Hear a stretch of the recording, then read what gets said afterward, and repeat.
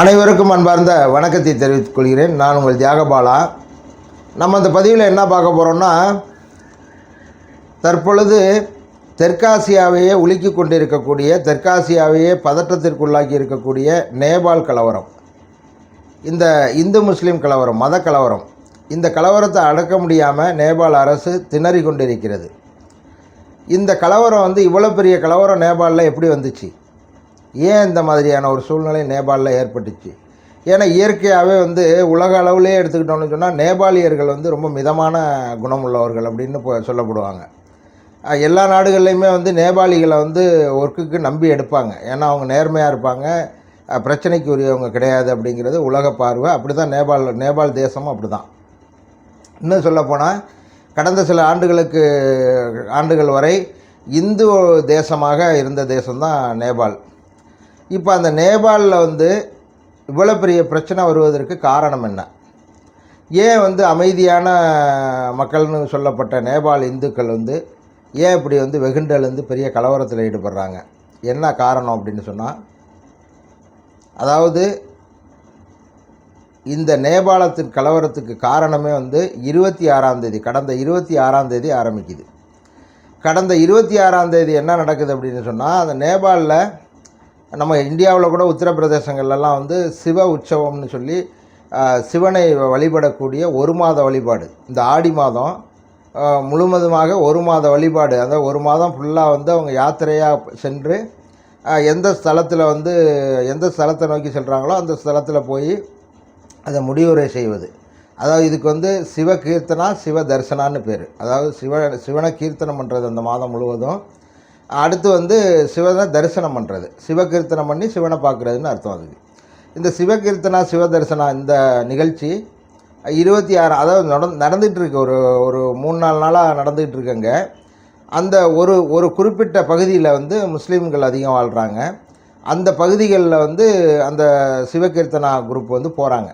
அதாவது இவங்க எல்லாமே சிவகீர்த்தனா குரூப் யார் அப்படின்னு சொன்னால், இவங்கெல்லாம் அரசியல் இயக்கம்லாம் கிடையாது. இவங்க பக்தர்கள், பல நூற்றாண்டுகளாக வழக்கத்தில் இருந்து வரக்கூடிய ஒரு விழா அது. இப்போ இந்த வருஷம்தான் அது பிரச்சனைக்குள்ளாக இருக்குது.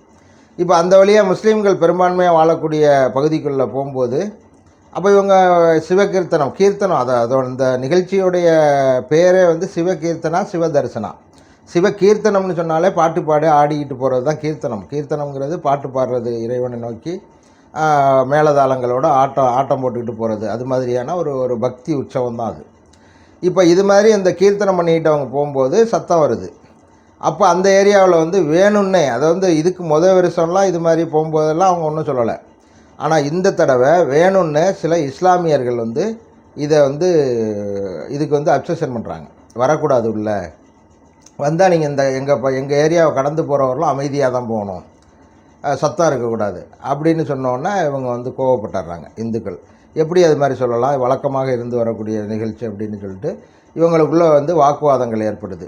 வாக்குவாதம் ஏற்படும் பொழுது கலவரமாக மாறிவிடுகிறது. ஏற்கனவே அந்த ஏரியாவில் தயார் நிலையில் இவங்கெல்லாம் இருந்ததா, அந்த பகுதியை சேர்ந்தவங்க, அந்த பகுதியை சேர்ந்த இஸ்லாமிய அமைப்புகள் தயார் நிலையில் இருந்ததாக சொல்லப்படுது. ஆனால் இது எந்த அளவுன்னு இது சர்வதேச ஊடகங்களில் அப்படி வரல. அவங்க தடுத்தாங்க, பிரச்சனை ஆகிடுச்சு அப்படின்னு தான் வருது. இப்போ இந்த இடத்துல கலவரமாக மாறுது. கலவரமாக மாறும்போது 2 இந்துக்கள் கொல்லப்படுகிறார்கள். இது அல் ஜசீரா டிவி என்ன சொல்லுதுன்னா, இது போலீஸார் நடத்திய துப்பாக்கி சூட்டில் தான் இறந்துட்டாங்க அப்படின்னு சொல்லி. ஆனால் CNN நியூஸ் அப்படி சொல்லலை. CNN என்ன சொல்லுதுன்னா, இவங்க கலவரத்தில் அடிபட்டு தான் இறந்துட்டாங்க அப்படிங்கிற மாதிரி சொல்லுது. இது ஒரு குழப்பமான செய்தியாக இருக்குது. இருந்தாலும் 2 பேரும் இறந்துட்டாங்க. இறந்த 2 பேரும் இந்துக்கள். நடந்த சம்பவம் இஸ்லாமிய பகுதிகளில். அப்போ தடுத்தவர், இந்த பிரச்சனைக்கு முதல் காரணமாக இருந்தவர்கள் அந்த பகுதியைச் சேர்ந்த இஸ்லாமிய அமைப்புகள். இப்போ தான் அங்கே கலவரமாக மாறுது. இங்கே என்ன நடக்குதுன்னு சொன்னால், அதாவது எல்லா இந்துக்களும் எல்லா பகுதியிலையும் கொதித்து எழுந்து விட்டார்கள். குறிப்பிட்ட அந்த பகுதியில், எந்த பகுதியில் 2 பேர் இறந்தார்களோ அந்த மாவட்டத்தில் மிகப்பெரிய கலவரம். அடித்து இஸ்லாமியர்களுடைய வீடுகள் சூறையாடப்படுது, இஸ்லாமியர்களுடைய கடைகள் அடிக்கப்படுது. இதில் முக்கியமான பிரச்சனை என்னென்னா ரோஹிங்கியா முஸ்லீம்கள். இந்த ரோஹிங்கியா முஸ்லீம்கள் தான் அங்கே பிரச்சனைக்கு காரணமாக இருக்காங்க.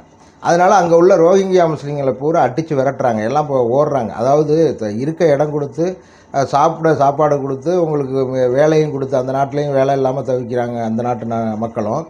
வேலையும் கொடுத்து எல்லாம் பண்ண அந்த நாட்டுக்கு வந்து இவங்க என்ன எப்படி நன்றி கடன் செலுத்துகிறாங்கிறத நம்ம பார்க்கணும். இப்போ அங்கே கலவரம் இவங்களால தான் உருவானுச்சு அப்படின்னு சொல்லி அவங்கள குறி வச்சு ரொம்ப தாக்குறாங்க.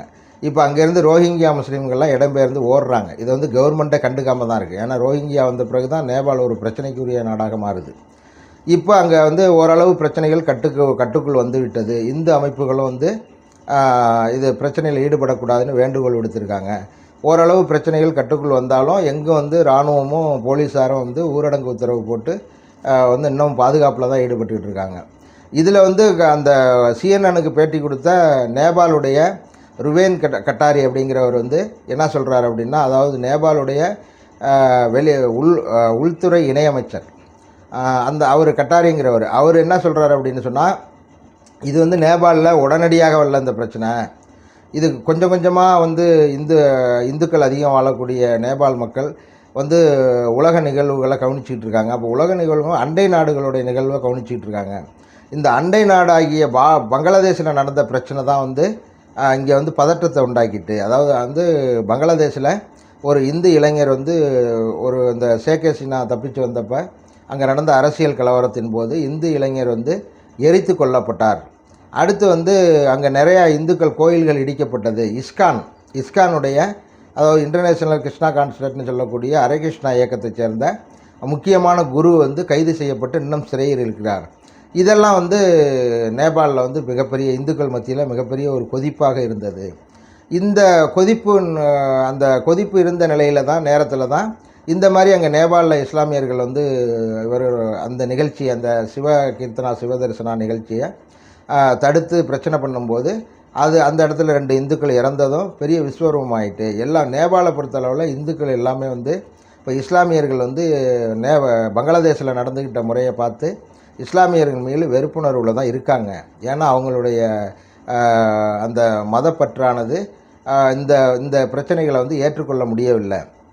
அதனால் நேபாள இந்துக்கள் வந்து எப்பொழுதும் பிரச்சனைக்கு உரியவர்கள் கிடையாது.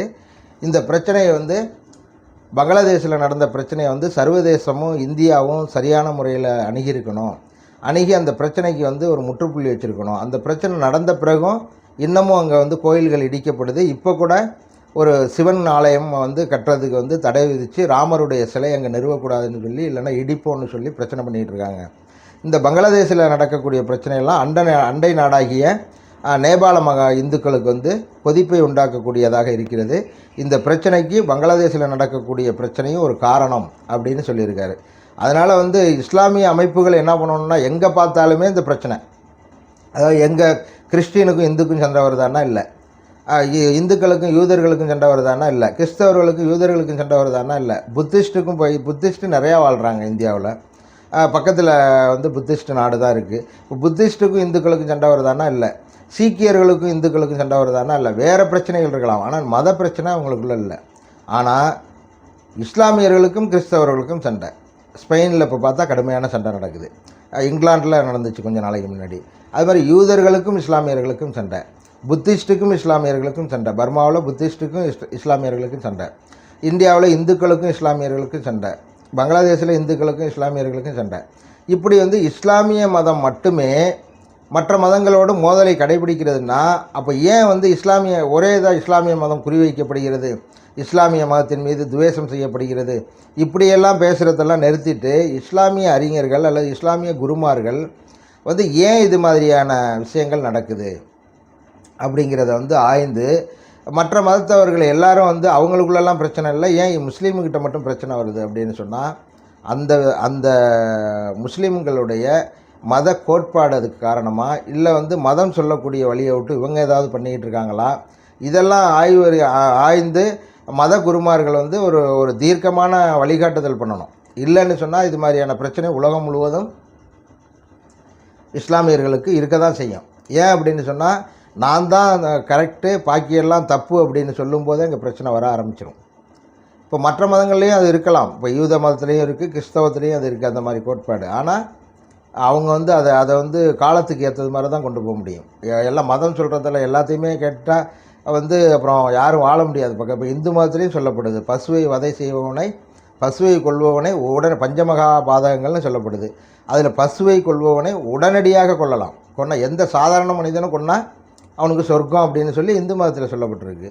அப்போ அதை வந்து எல்லா இந்துக்களும் கையில் மதத்தில் சொல்லப்பட்டிருக்கு, இது இறைவனால் சொல்லப்பட்டிருக்குட்டு கையில் எடுத்தால் என்ன ஆகும் உலகம்? எவ்வளோ பெரிய பிரச்சனை வரும்? அது மாதிரி இஸ்லாமியர்கள் வந்து ஜிஹாத் அப்படிங்கிறத வந்து சரியாக புரிஞ்சுக்கணும். ஜிஹாத் உங்கள் புனித போர்னு சொன்னால் எல்லாத்துலேயுமே இருக்குது. இப்போ இந்து மதத்துலேயும் வந்து குருச்சேத்திர யுத்தங்கிறது வந்து புனித போர் தான்.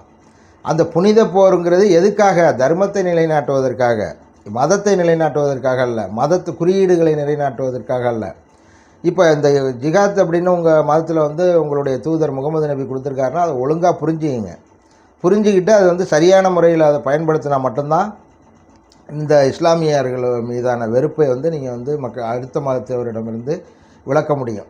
இல்லைன்னு சொன்னால் நீங்கள் குரானில் சொல்லியிருக்கு, ஹதீஸில் சொல்லியிருக்கு, நான் இப்படி தான் பண்ணுவேன், இப்படி தான் நடந்துக்குவேன் அப்படின்னு சொல்லி நீங்கள் வந்து ஆன்மீகத்தை வந்து தவறான முறையில் புரிந்து கொண்டு மூர்க்கத்தனமான ஆன்மீகம், முட்டாள்தனமான ஆன்மீகத்தை கடைபிடிக்கும் பொழுது கண்டிப்பாக வந்து எல்லா இடத்துலையுமே பிரச்சனை வரும். இப்போ நேபாளில் வந்திருக்கு, ஸ்பெயினில் வந்திருக்கு, பங்களாதேஷில் பெரும்பான்மையாக இருக்கிறதுனால இந்துக்கள் தாக்கப்படுறாங்க.